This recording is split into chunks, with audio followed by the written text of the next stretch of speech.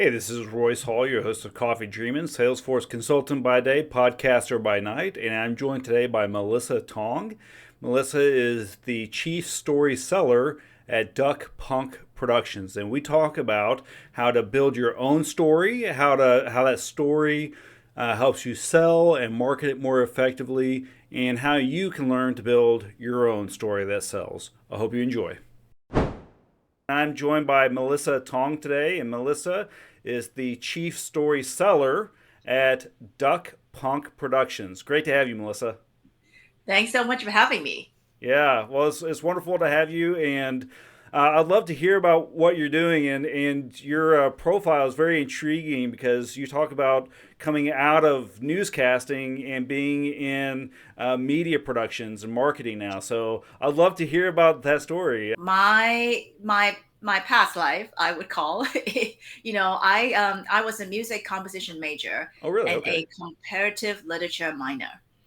And there was no I never thought, number one, I never thought I would be on camera. Okay. Number two, I never thought I would be doing storytelling as a living. So it yeah, I thought I would be a composer, I would be working in music, and but universe said, okay, you got to get over here. So this is how it got started. Growing up I grew up in a household where emotions were not encouraged or shown. Mm. So the only emotion I knew at the time was, my mom was always angry.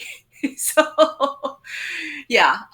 So I mean, not to say that my parents didn't love me. Okay, they just didn't know Sure. how to show it. Okay, so they didn't know how to show affection. And on top of that, the only emotion I knew was, from my mother being angry.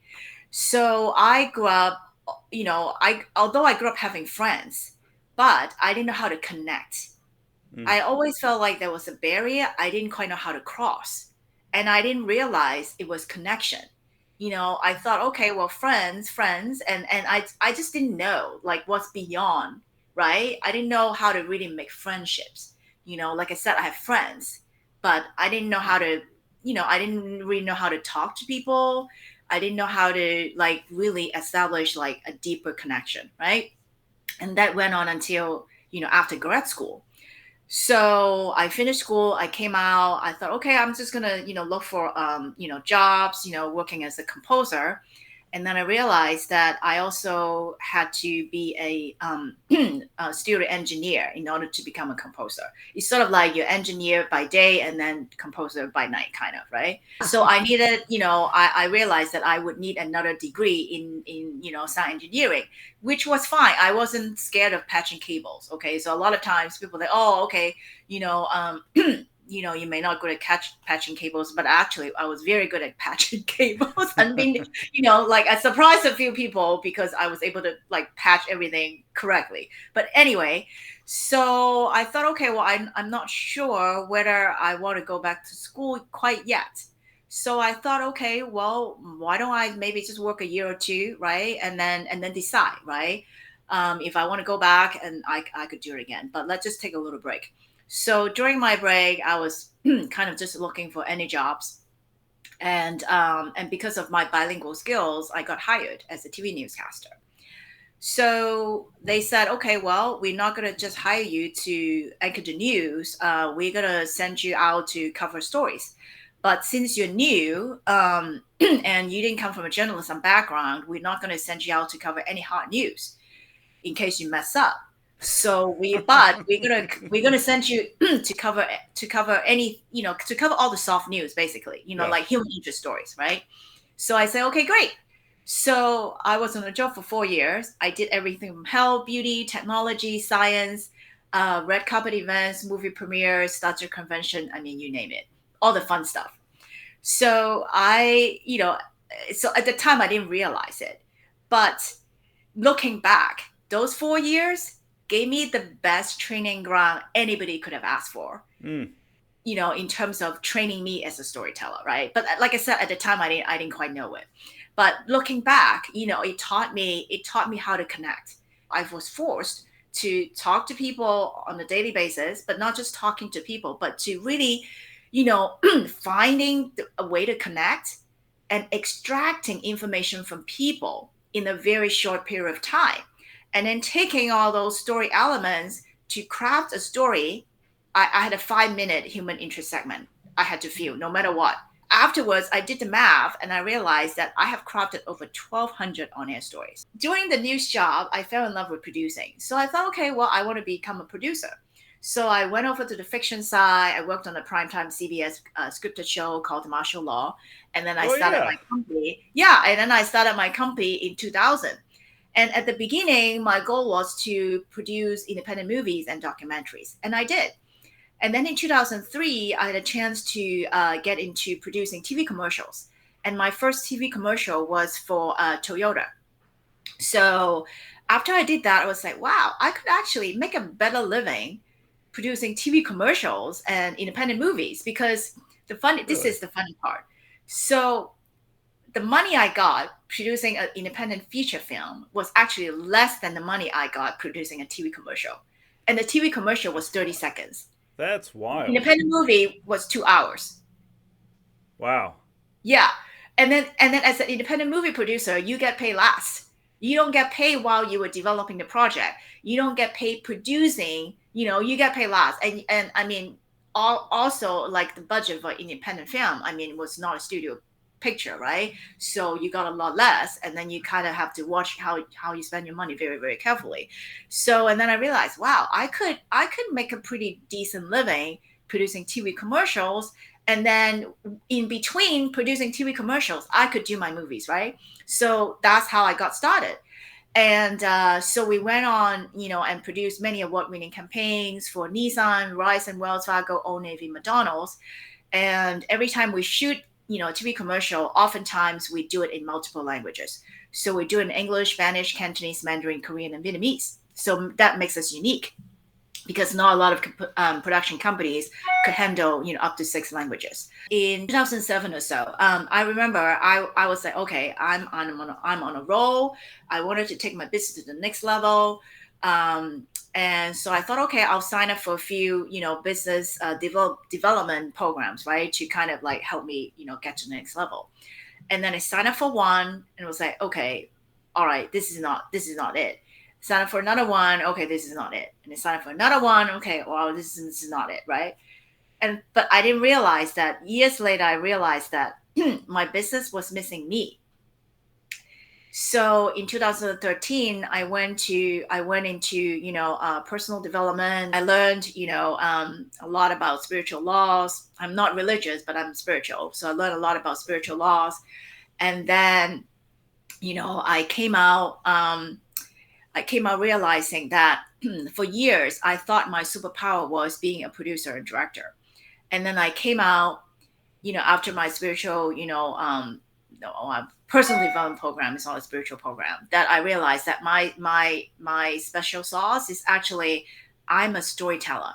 Before I looked at myself as, oh, I'm a producer, I'm a director.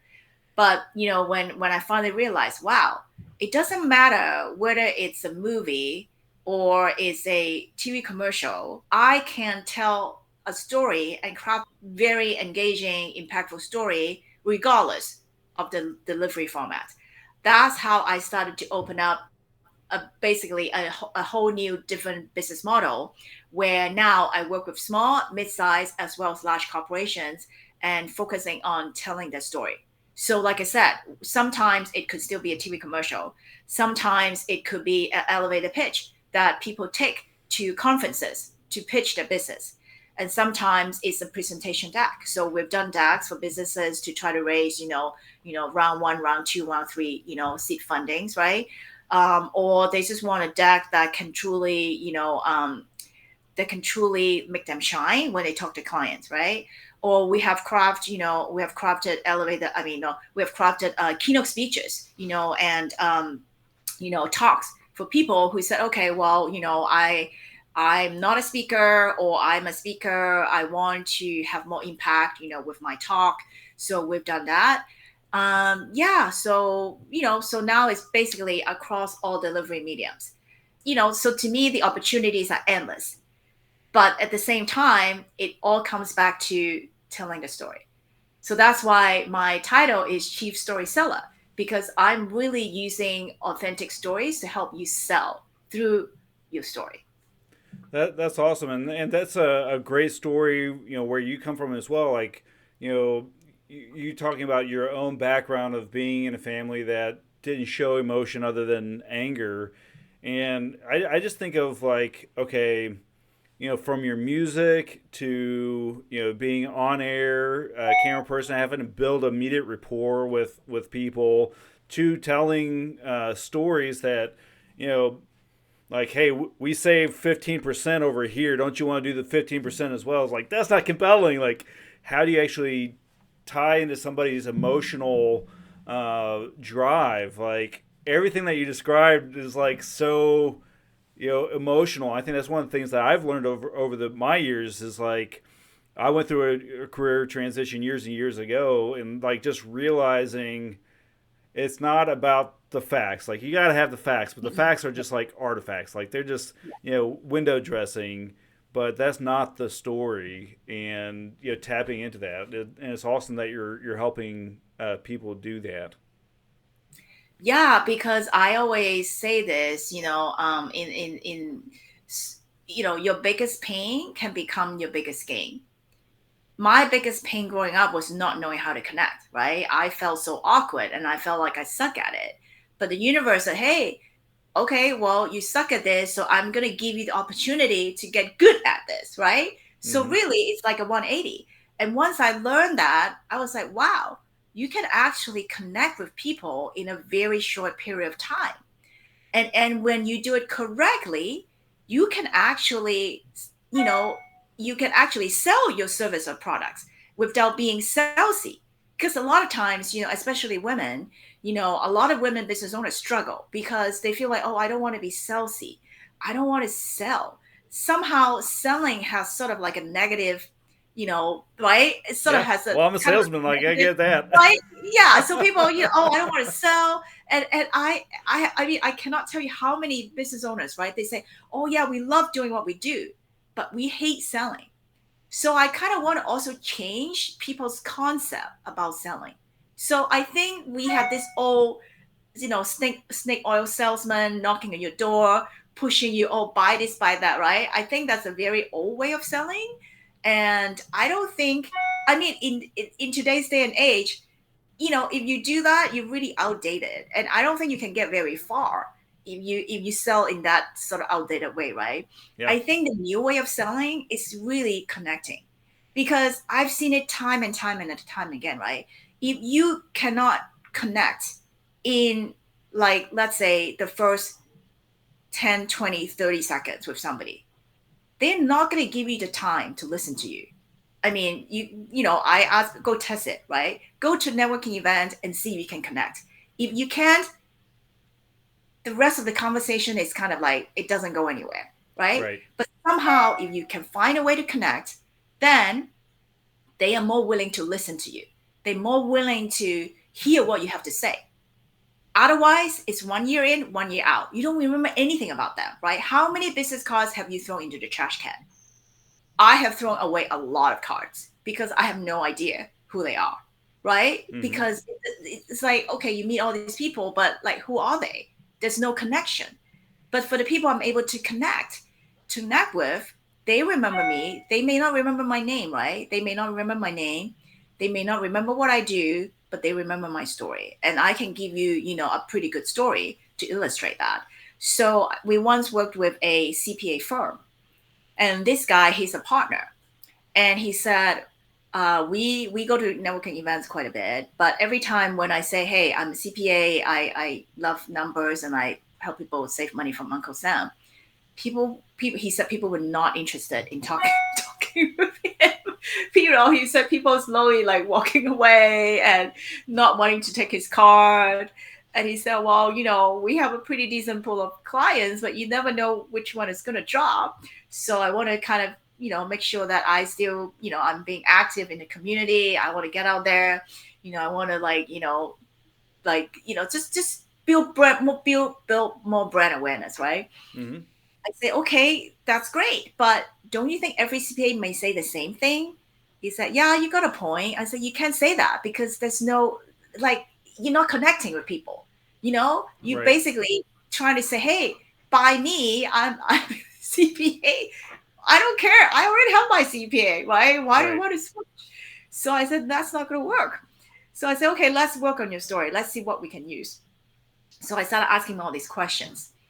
And he said, no, I already told you why I started my business. I love numbers and I like helping people save money. I say, no, that's not your why.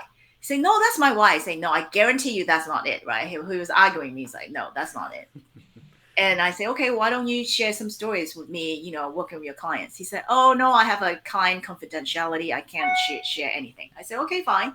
So why don't you share, the time before you started your business, right? No, I've always, even I started my business, I was always in accounting, blah, blah, blah.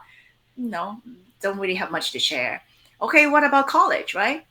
No, I lived in a dorm and I never really I was a pretty good student. I never really spent too much late nights out. I always came back on time and I was never drunk, never party too much. I got good grades and blah blah blah. And I said, okay, well, what about high school? Anything in high school? No, I got pretty good parents. Like I said, I was always a good student. um, no, I don't remember anything out of the ordinary. I said, okay, what about younger, right? What about grade school? No, my parents are pretty decent. I had a pretty normal childhood. I don't have any childhood trauma. So I couldn't get anything out of this guy. I mean, obviously he's very, very guarded. So I say, look, I mean, you've lived quite some years, you know, and we're not leaving until you give me one good story. I don't care what that story is, but I'm sure you can think of one good story to tell me. Okay, we're not leaving. I'm gonna leave you alone. I'm gonna give you some time. You can think about it, and let's just see what comes up, right? So I kind of left him alone, but I say, no, no, we're not leaving. We're not leaving until you give me one story. So after 20 minutes or so, he goes, oh, I think I got one. I never shared this with anybody else. And in fact, if you didn't push me this hard, I have completely forgotten about this incident. But when I was 9 years old, my father was audited.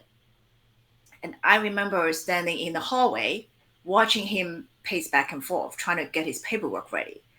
And it was a very stressful time for all of us because I wanted to help. I didn't know how. My mom wanted to help. She couldn't help. She didn't know how. My sister, I have an older sister. She wanted help, but she didn't know how. So, and watching him doing that was very, very painful. And I said, okay, well, don't you think, remember I told you loving, like liking numbers is not your why? I said, don't you think subconsciously you already decided that you wanted to be an accountant and help people because you don't want to see other people have to go through what your father went through?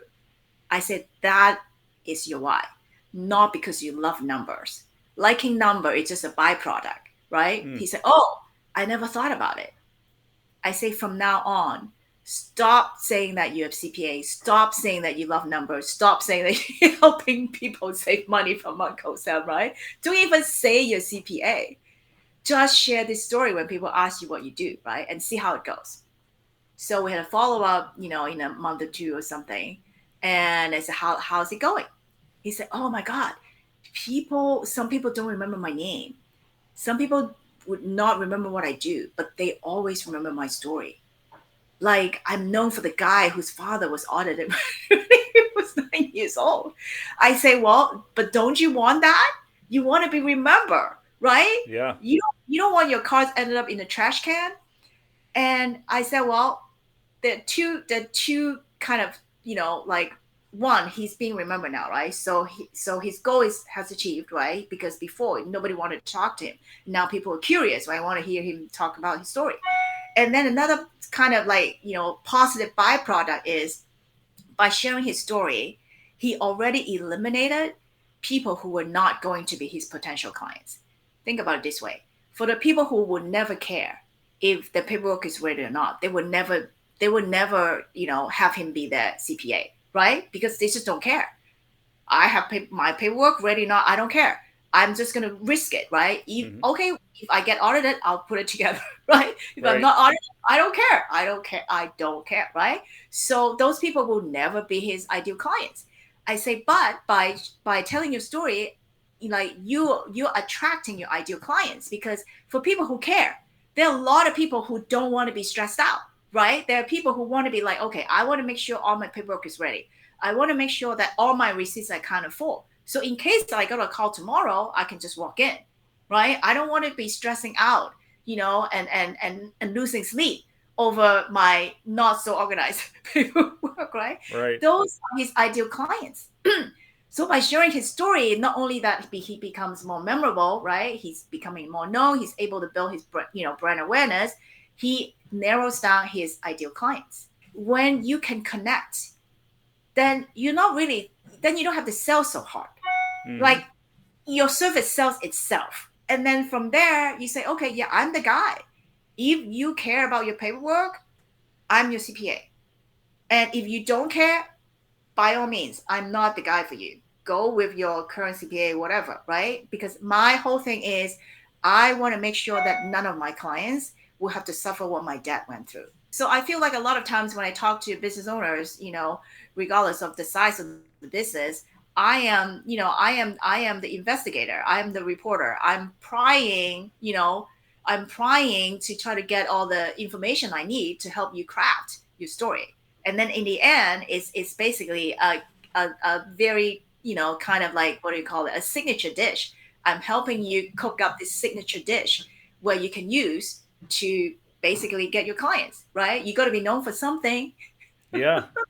Well, I love that. I love that story about the CPA as well. Like, I'm in software development world, and like I see a lot of the similar people that they're like, okay, I love working with computers. Like, tell me more. You're like, well, I've always loved working with computers, and like they're convinced that you know, they're about as interesting as licking cardboard, right? Like they're convinced that that is their brand, and like you're almost kind of going in and being like, no, no, no, no. There's like something interesting here, Exactly. and I think a lot of times like helping people realize that about themselves is so powerful because it's like I don't realize how great my story is. I don't realize how powerful my own story is, and having somebody like you come in and help out with that is incredible. Yeah. So, Mellissa, you've covered a lot of ground here. I wonder if you could maybe break down maybe two or three things that are like, you've already thrown so many great pointers out there, but like, what are two or three things that you wish somebody had maybe told you earlier and you had learned in your own career path earlier? If you were to just take one thing away today, right? This would be it. So a lot of times when I ask people what makes people buy, people always say, "Oh, I know. People have a want. People have a need. People trust you. People like you, right?" Yes, all of that. Don't get me wrong. All of those elements are key to a buying decision. But if you take it one step further, right, you realize that people buy because they believe. Now, this is the important piece. They believe your products or service can make their lives better or different afterwards. Why do they buy that piece of software? Because it's going to help them do this better. Correct? Why did you buy the toothpaste out of dozens of brands, if not hundreds, right? Because you believe that brand can help you whiten your teeth, can help you fight cavities. You like that taste, right? It doesn't matter what the facts are, but you believe that thing, whatever you're buying, can help you do something better or can help you advance, right, your life in some way, whether it's on a personal level or business level, depending whether you're B2B or B2C, right? And sometimes people ask me, "Oh, well, I sell to big corporations. That doesn't that equation doesn't work." I say, "No. Don't you think the contracting officer has to believe that that your company could deliver this contract when they give you the contract to sign, right? There has to be a belief. If they don't believe you can do the job, they're not going to give you the job. So a belief has to come first. Now, a belief is a feeling and a state of mind we consider true before we're able to prove it. Your customers already giving you money to buy your product or service. If it doesn't work, yes, they may be able to return it, but you already got their money, right? They already pay for it. So that's why a buying decision is never made just based on facts. A buying decision is always made based on emotions, because the belief, right? The belief is a feeling and a state of mind. So, but the facts always come second, because after you buy, then you're going to have to justify it, right? Why am I spending money? So now it's time to list the facts, because this software can help me do 1, 2, 3, 4, 5 things easier, right? Right. Because this toothpaste is going to help me do 1, 2, 3 things, right? So the facts, you do need the facts. They just don't come first. So the facts come second, but the belief has to be there. Now, so your question might be, okay, great. I've learned that, we have to have the belief. How do we get to the belief part, right? It's the connection. So when you're able to craft a story that you can connect, right? Let's use the CPA example, right? So his story is very relatable. Anybody can relate, right? So now, when the story is relatable, the connection is built, right? So the connection is built. So now, if you're a new client, after hearing your story, are you going to believe that he's the right CPA for you if you care about having your paperwork ready? The answer is yes, right? Because that's a very personal story. He witnessed how his father was going crazy, right? Trying to do it himself, Right. without help. And so, but if you don't care, then obviously he's not the right person for you. But the belief is there through the emotional connection, through the relatability, and what his services can provide, right? So that's how you create the emotional connection, through the story. But the belief has to be there. If the belief is not there, there's not going to be any transaction whatsoever. I mean, think back, I always encourage people, think back at your past purchases, no matter how small, right? Even a grocery store, even you're buying something, but what makes you buy that brand versus something else? Because you believe, right? And some people might go, oh yeah, because it's cheaper. Yeah, it's cheaper, but still you believe, although it's cheaper, you still believe that, that brand is going to give you the same, benefits, right? Right. It's not just on price. You believe that, okay, well, cheaper is not worse. Yeah, I pay less, but they still give me the same ingredients. They still give me the same taste, right? It still give me the same thing as if I'm buying something a lot more expensive. It's still a belief. So a belief has to happen in order, for any transaction to happen. So if you were to take one thing away, it's the belief. Fantastic. Well, Mellissa, I appreciate you speaking with me today, and I believe that you can help a lot of people. So, how do we find you? And is there anything that's upcoming? You mentioned you did a webinar. Like, is there any seminar, webinar, anything we should be looking out for? Yeah, absolutely. So I'm pretty easy to find. So my hashtag is duckpunk, the name of my company, and also my name. So my name has 2 L's and 2 S's. So it's Mellissa Tong. And if you actually, always offer a free ebook for people, right? It's the 3 secrets of an impactful elevator pitch. So I can give you the link. You can just go to, our website, duckpunk.net, and then there's a pop-up window. And then you just, hey, I want to download this new ebook. Then you can download the ebook. And I don't create webinars on my own, but I do it for other organizations. So I do a monthly webinar for SCORE. SCORE is a government-funded organization that help small business owners to help them learn different aspects to grow their business. So I do a monthly webinar for SCORE. So if you follow me on LinkedIn or social media, I always post my next webinar there. I just did one this morning, and then actually I have my own self-learned, self-paced digital course coming out called Story Selling in June. And again, it's not live yet, but if you follow me on LinkedIn, follow me on social media, you will see me posting about it, and then you're more than welcome to check it out. Because my whole goal is, I truly believe that storytelling is a skill set that everybody can learn, right? So think about it this way. How did our ancestors pass down information way back in Stone Age?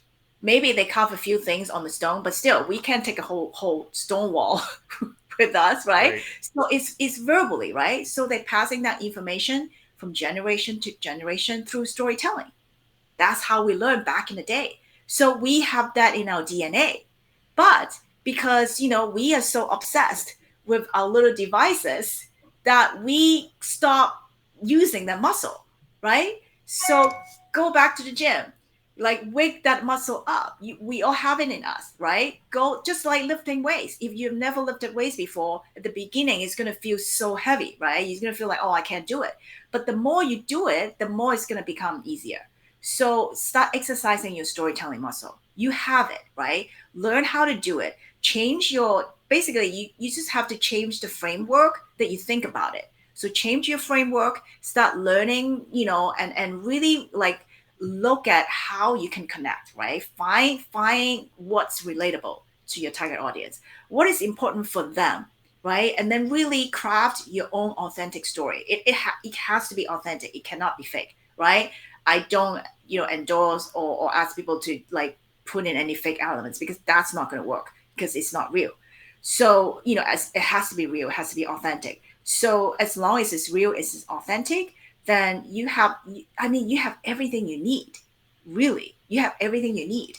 Your own differentiator is the most powerful weapon that you can have. It, you can use that, and only you have that, right? None of your competitors can claim that. So use those things to your advantage, right? Use those things to build your brand up, and use those things to sell your service and products. Because, when you know your story, when you can truly like tell it, articulate it, right, in a way that is, digestible, then really there's no reason why you cannot get more customers. That's what I believe in. I love it, and I love that differentiators. Like you've shown us how to develop those, and I think people get stuck on that of like, I have no differentiator. I'm just another CPA, No, and you're it's not. like, no, you're not. And I thank you for walking us through that. I know that I'm going to go download your ebook. You're going to see my email come up through immediately, and I hope a lot of other people do as well. So, Mellissa, thank you for spending time with us today, and giving us wisdom from your many years in music and broadcasting and marketing and now story selling. Yeah. Thank you so much for having me. Thank you.